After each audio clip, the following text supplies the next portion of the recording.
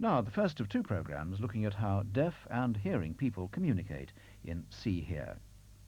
The program is transmitted in stereo with separate speech and effects tracks. If you find the effects intrusive, you can turn down the left speaker on your television.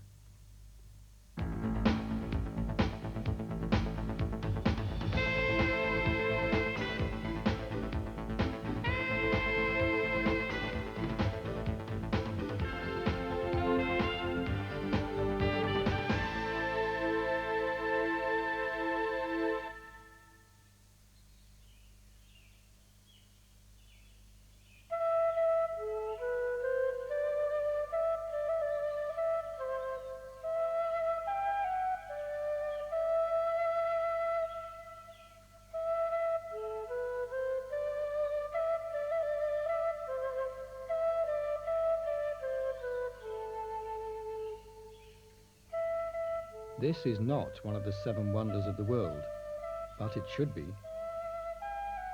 These buildings are the ruins of Uxmal, part of the Maya civilization, which flourished here between 600 and 900 AD.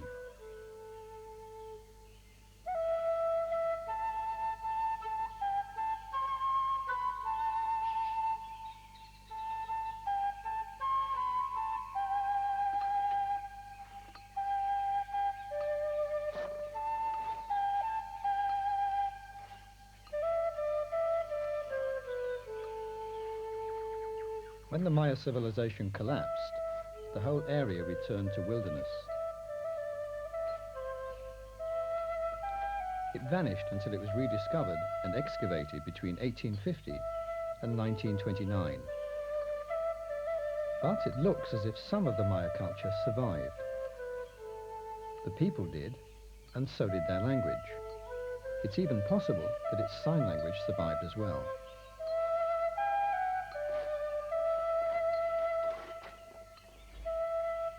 And that's why I'm here today, at the end of an extraordinary journey I've made to various communities around the world, looking for traces of how life used to be when there were few barriers between deaf and hearing people. They lived together in harmony and understanding because they could communicate with each other. Cloud Cuckoo Land? Well, maybe not, because everybody here spoke sign language.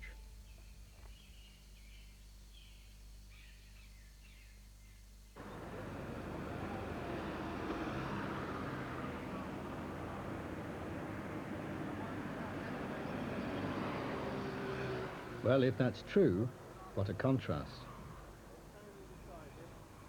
Here I am back home among my own people in Britain, but without a good system of communication with hearing people. I can't hear, and they can't sign. But why is communication such a problem? It is quite possible for deaf and hearing people to communicate with each other, and do it fairly easily in some communities. Why is it so difficult in ours? There is some evidence that at some time in the not-too-distant past, Britain too had communities similar to that in Mexico. Where are they now? What happened to them?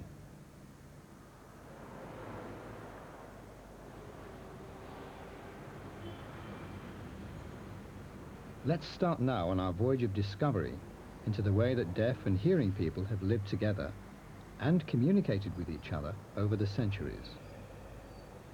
It's a story which starts here in England in 1644, moves to America and then on to the Caribbean, and will eventually bring us right up to date in present-day Mexico.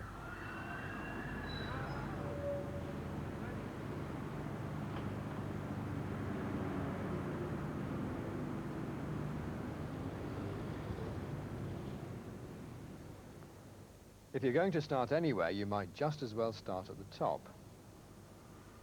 This is the most important house in the most important street in London, number 10 Downing Street, the home of the Prime Minister since 1735.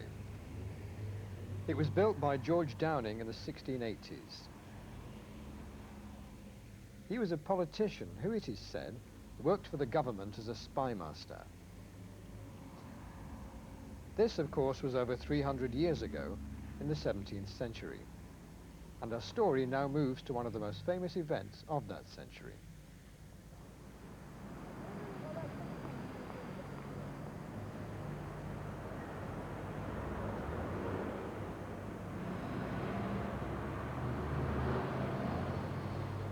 The Great Fire of London was in 1666, and at that time George Downing was at a party with Samuel Pepys, the famous diarist.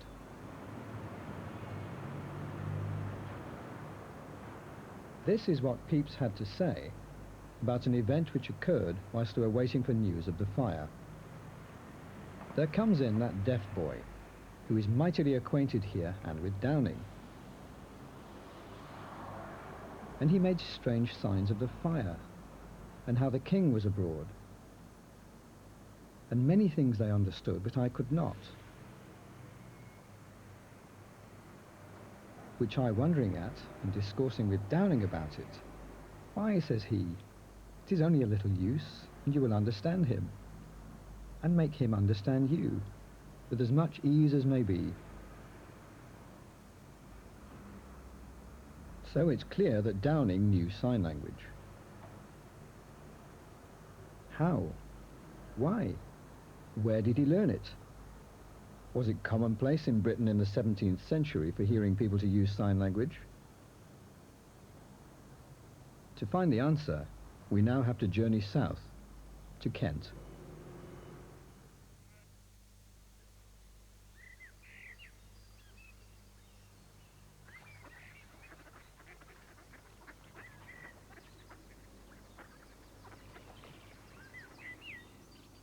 This is the county where Downing was brought up. Is this where he learned sign language? The answer is almost certainly yes, because there is quite a lot of evidence to suggest that there were several small deaf communities in the area. Today there is not much to suggest that this part of Kent has any more deaf people than any other part of the country, but that was not always the case.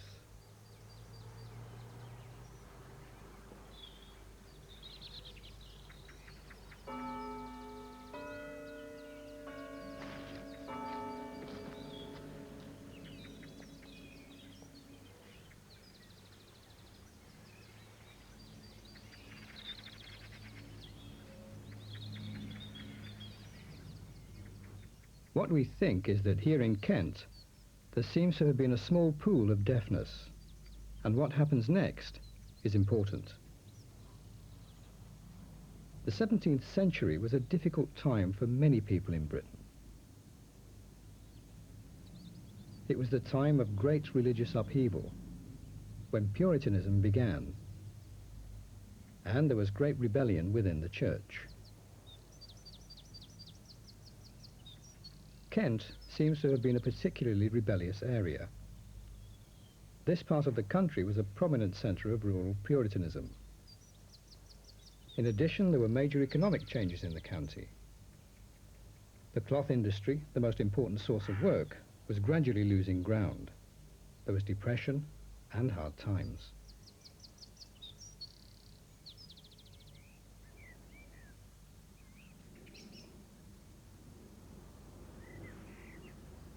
So began a steady emigration to the New World. Whole communities began to leave in the hope of a more perfect church and a better standard of living.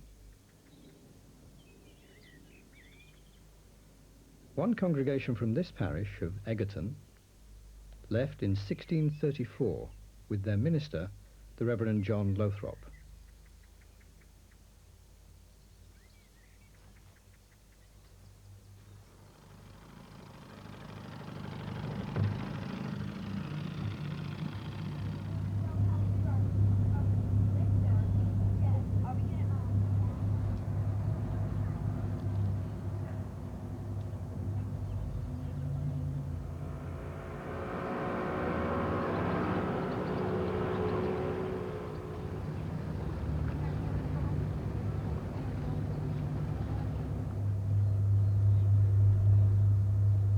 Now, to cut a long story short, this is where John Lothrop and his congregation eventually settled.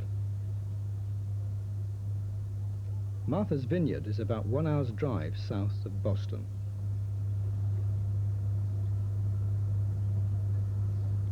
It was a fascinating community because everyone, deaf and hearing, used sign language.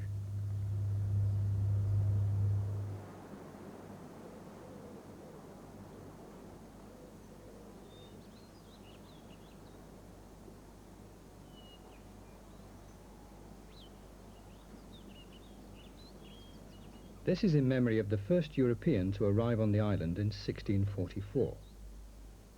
He was Thomas Mayhew, who began by teaching the native Indians and converting them to Christianity.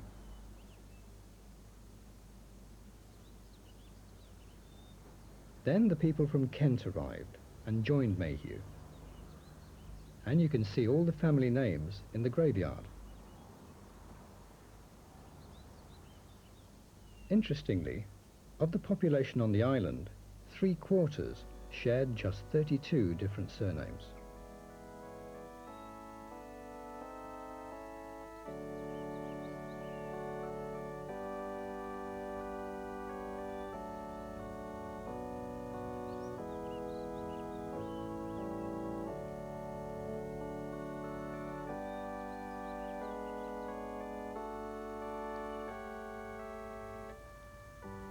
None of the original settlers were deaf. But these people from Kent not only brought their religion, they also brought their heritage. They brought a deaf gene. And because it was a small, isolated community, intermarriage was common. And so the gene was passed from person to person, and eventually the first deaf person was born on the island.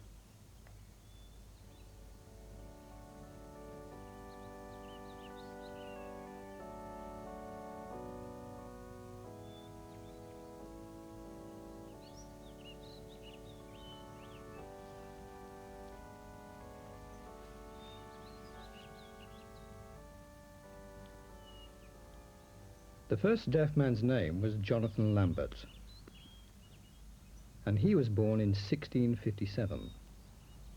He had 7 children, and 2 of them were deaf.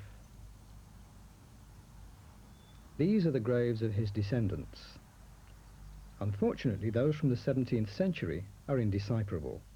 They've all been lost to the weather.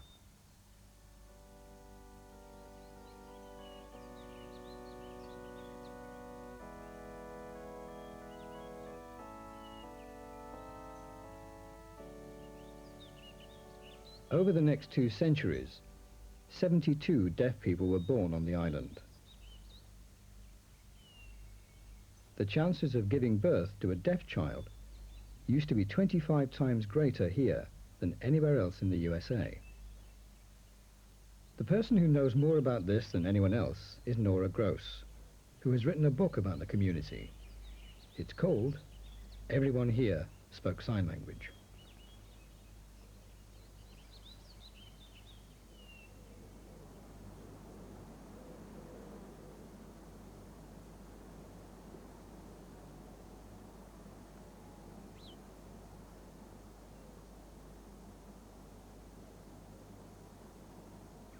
In 1975, I came to Martha's Vineyard to talk with a man named Gale Huntington, who was the island historian.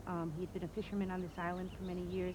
He was also a Latin teacher here, and also is well known as one of the island's best fiddle players. When I talked to Gale, it became very evident that there were a large number of people in town who were, to use the term island term, deaf and dumb. And I just offhandedly remarked to Gale that, gee, there were so many deaf people in the town when he was a kid. We're talking about a town of about 250 people with about 10 adults who were deaf, who played a significant role in the town.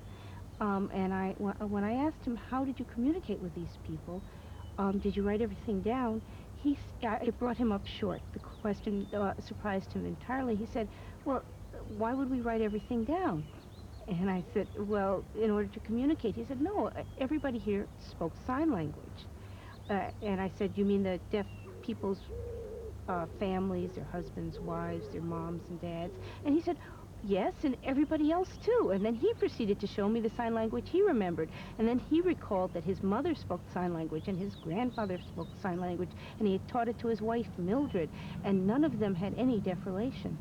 And it was only then that I realized that I was dealing not only with a genetic issue, but also a linguistic issue.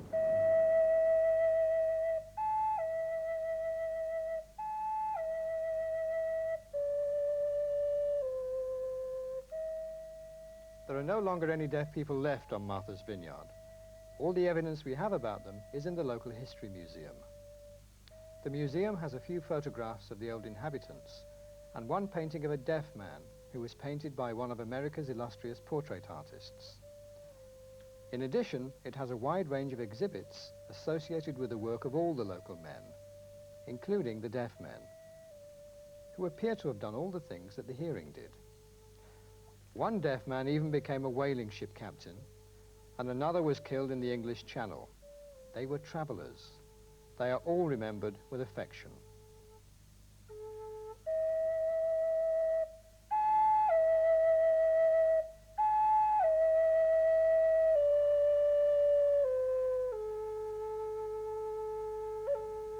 I was born on the North Road in Chilmark, here on the island. Do you remember if there were any communication problems between deaf and hearing people? Not at all. These people were totally accepted by everybody in the community. Always accepted. They joined in with social functions. They went to town meeting, and they used to stand up and they'd vote. But the reason they could understand all this is that their spouse or a relative or a friend would sit beside them and interpret everything for them and tell them what it was that they were going to vote for. And they joined in all the functions. And the people that lived in the town could communicate sign-wise with these people. They were totally accepted.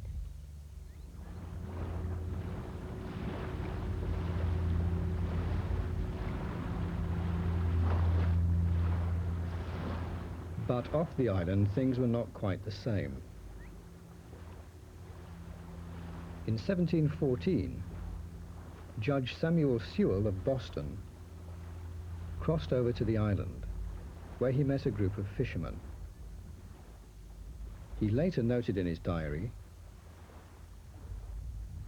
"We were ready to be offended that an Englishman in the company spake not a word to us. But it seems that he's deaf and dumb." And that Englishman was Jonathan Lambert.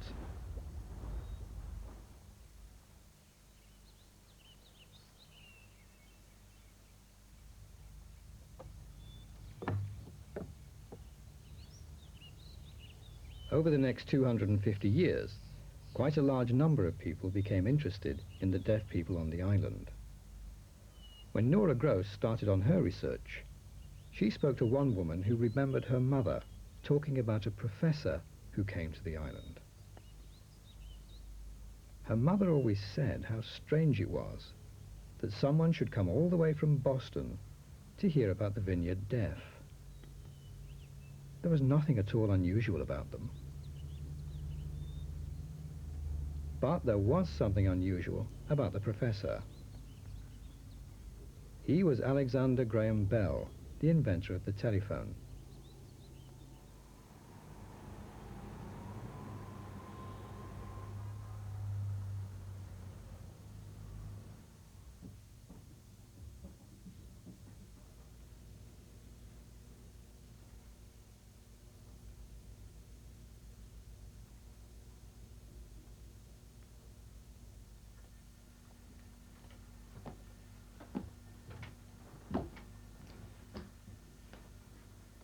Bell was interested in deafness and wanted to find out whether it could be inherited. That was very controversial at the time. These are some of the research notes prepared by Bell.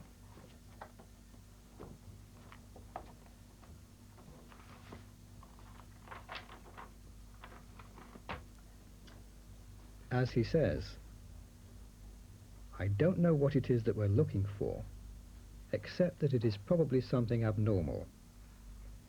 We are searching for peculiarities or abnormalities among the ancestors or brothers and sisters of ancestors of deaf people."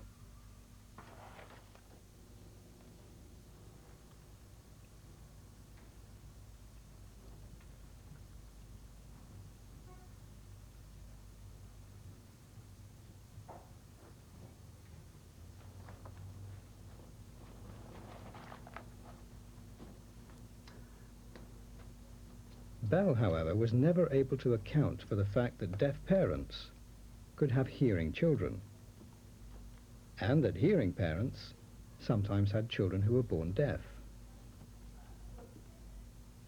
The Victorians simply did not understand the science of heredity. It was not until 1900 that anyone did. But despite the fact of his ignorance, it did not stop him making a number of suggestions which over the years have not endeared him to the deaf community.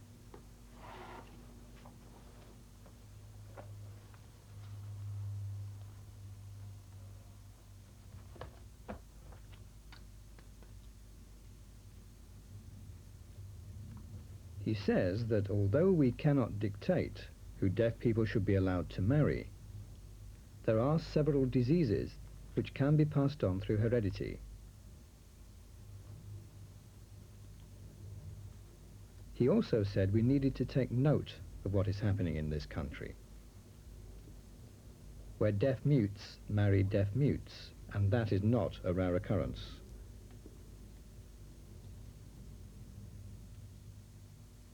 He also argued that if the rules of heredity, which applied to animals, also applied to humans, then intermarriage between deaf people would eventually lead to a whole race or variety of congenitally deaf people.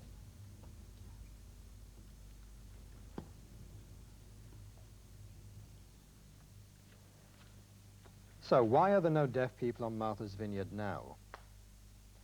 The answer lies in the gene.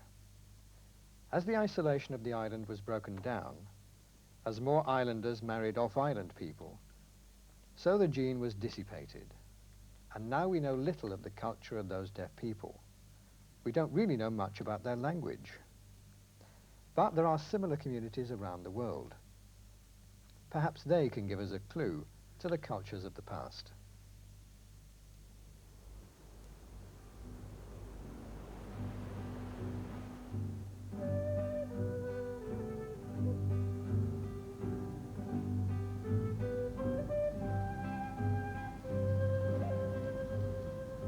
This is the Caribbean island of Grand Cayman. It's about 480 miles due south of Florida, beyond Cuba. It's a British island, famous as a tax haven. It's quite small and very beautiful.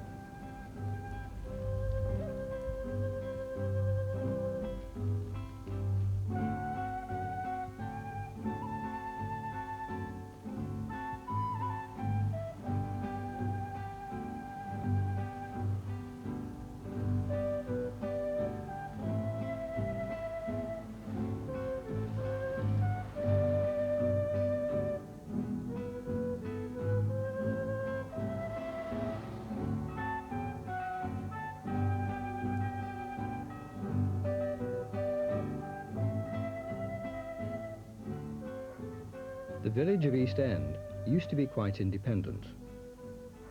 It was a small enclosed community, rather like Chilmark on Martha's Vineyard, with similar results.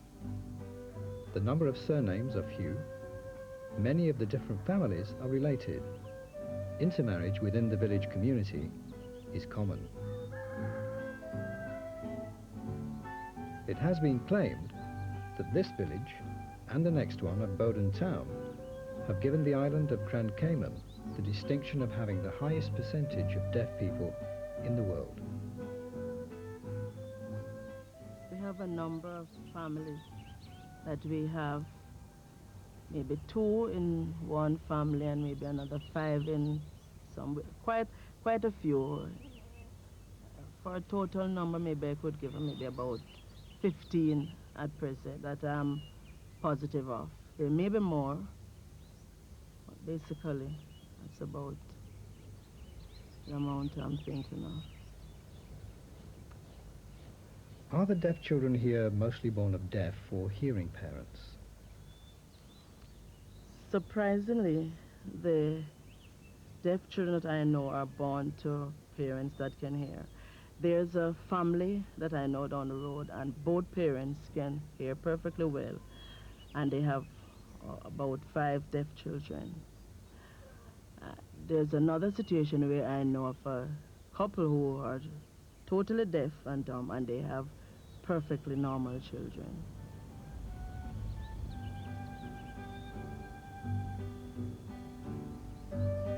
At the East End Clinic, Nurse French introduced me to one of the families which has a large number of deaf members. Florrie Dixon is now 93 years old, has 10 children, 2 of whom are deaf, and she also has 6 deaf grandchildren, all of whom have the surname Rankin. In fact, Rankin seems to be the surname which connects most of the deaf people. Yes, I have 2. It's into my mother family. It's a boy and a girl. And I have a sister. She's a Rankin, and she have 4 that cannot hear properly. Then come to my father, now he have 3 that cannot hear. So how do you communicate with the deaf people? We talk kind of hard to them, and they understand. Well, you know, we don't have to talk to them by our hands or anything like that. So how do you feel about deaf people? Do you feel sorry for them or sympathetic? Or do you feel that they're no different from you? Well, it's very much like I am, yes. And I feel sorry for them, you know, that I can hear and they can't hear that good. And if it was left to me, I would try and help them. But you know, whatever God do is well done. We cannot go in between him and ourselves. We have to just leave everything to him.